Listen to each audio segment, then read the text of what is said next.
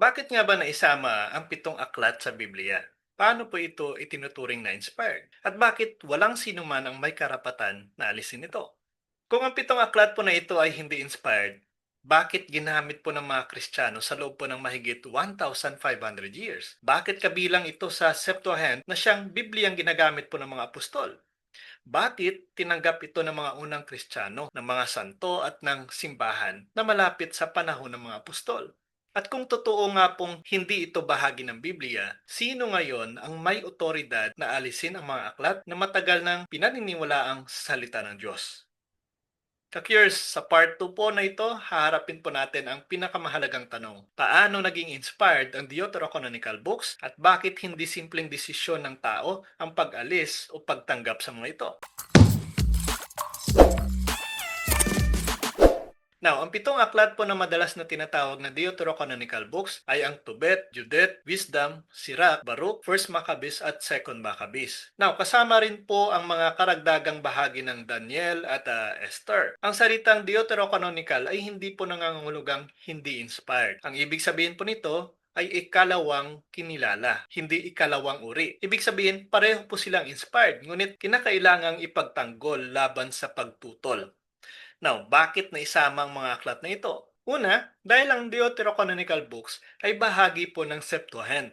Ang Septuagint po ang Greek Old Testament na ginagamit po ng mga Hudyo sa diaspora at ng mga unang Kristiyano. At mahalagang tandaan po na maraming CP po sa New Testament ang sumusunod po sa Septuagint. Na ibig sabihin, ang mas malawak na kanon ay bahagi ng buhay na Apostolic Church. Hindi po ito imbensyon ng Katoliko. Ito po ay tradisyong minana. Pangalawa po sa dahilan, dahil po ang Deuterocanonical books ay ginamit po ng mga apostol at ng mga unang Kristiyano. Ang mga unang Kristiyano po ay hindi nagkaroon ng listahan na katulad po ng modernong Biblia na ginagamit natin ngayon. Ngunit malinaw po sa kasaysayan na ang kanilang ginagamit na Old Testament ay ang Septuagint. Kaya ang mga aklat po na ito ay natural na bahagi po ng buhay ng simbahan. Hindi po sila idinagdag, hindi po sila ipinasok, nandoon na talaga sila.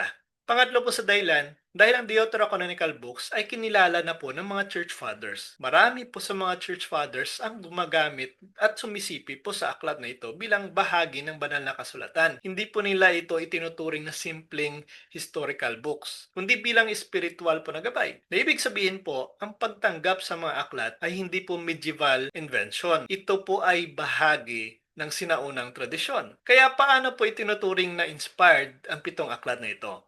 Well, ang pagiging inspired po ng isang aklat ay hindi po batay sa personal na opinyon. May tatlong pangunahing batayan po ang simbahan. Una, apostolic usage. Ginagamit po ng mga unang Kristiyano sa liturhiya at pagtuturo ito. Pangalawa, consistency sa pananampalataya. Walang contradiction sa natanggap na aral ng mga apostol. Pangatlo, discernment ng simbahan sa ilalim ng Espiritu Santo. Ang simbahan po ang binigyan ng misyon na mag-ingat ng salita ng Diyos. Ito ang parehong proseso na ginamit upang kilalanin ang New Testament. Kung tatanggihan po ang prosesong ito para sa Old Testament, mawawala rin po ang batayan para sa New Testament canon.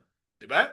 Now, ang pagtutol po sa Deuterocanonical books ay hindi po simpleng historical issue. Ito po ay theological. May mga aral po sa mga aklat na ito na sumusuporta talaga sa doktrina po ng simbahan. Halimbawa na lamang po, ang panalangin para sa mga yumao na mababasa po natin sa ikalawang aklat ng Maccabees. Halaga po ng mabuting gawa, intercession, and of course, karunungan bilang biyaya ng Diyos. Ang mga aral po na ito ay hindi po tugma sa theology na lumitaw noong Reformation. Dahil po dito, ang mga aklat ay para sa kanila ay questionable, hindi dahil po sa kakulangan ng kasaysayan, kundi dahil sa doktrinang hindi tugma.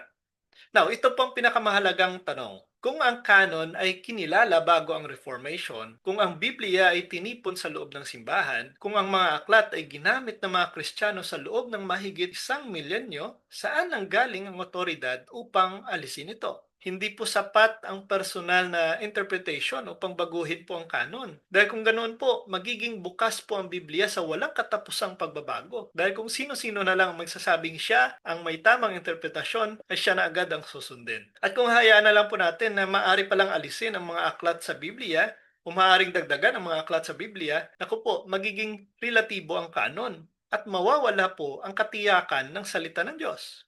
Di ba? Sa uli po, ang debate po ay hindi tungkol sa pitong aklat. Ito po ay tungkol sa authority. Sino ang binigyan ng Diyos ng kapangyarihang mag-ingat at magpahayag ng salita niya? Kung walang otoridad ng simbahan, walang katiyakan po ang kanon. At kung walang katiyakan ang kanon, walang katiyakan ang Biblia. Ang layunin po ng pagtalakay natin ito ay hindi po upang manalo sa debate, kundi upang hikayatin po ang mas malalim po na paghanap ng katotohanan. Marami po kasi mga Kristiyanong hindi alam ang kasaysayan ng kanilang Biblia. Ngunit kapag natuklasan po ang katotohanan, nagiging malinaw po ang larawan. Ang Biblia at ang simbahan ay hindi magkalaban. Magkasama po silang ipinagkaloob ng Diyos para sa kaligtasan ng mundong ito. Kaya kung ang 7 aklat po ay ginamit ng mga apostol, kung tinanggap ito ng mga unang Kristiyano, kung kinilala ito ng simbahan bago po ang Reformation, kung kabilang po ito sa 1611 Bible, kung gayon po, ang tanong ay hindi po kung bakit naisama.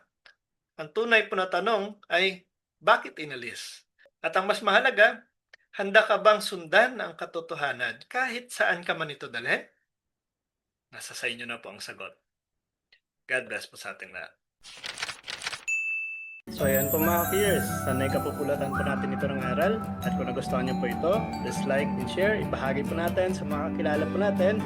And please don't forget to follow and subscribe po ng ating YouTube channel, Mr. Curious Catholic. Muli po, this is Mr. Curious Catholic, kasama po ninyo sa pagtatanggol ng ating simbahan. Pro Deo et Ecclesia. Sa Diyos po ang lahat ng kapurian. Hello mga kapatid, follow and subscribe Mr. Curious Catholic. Marami tayong matutunan, mapupuno po yung ating isipan sa mga katotohanan. Dahil ang katotohanan na magbigay sa atin ng tunay na kalayaan. God bless. Hello mga kapatid, inanyayahan namin kayo, huwag niyong kalimutan mag-subscribe sa kay Bro Dance Oberio, Mr. Curious Catholic. Marami kayong matutunan sa pamamagitan ng pagsubaybay niyan sa pagsagot sa pananampalataya na inaatake ng ating mga kapatid sa iba. Yung pananampalataya, and they are not only attacking the teachings of the Catholic Church, but proselytizing the good numbers of the Catholic. At sa pamamagitan sa pagsunutin niyo nitong Mr. Curious Catholic, Facebook page and YouTube channel, dami ninyong matutunan. Isabuhay natin ang ating matutunan. Pro Deo et Ecclesia.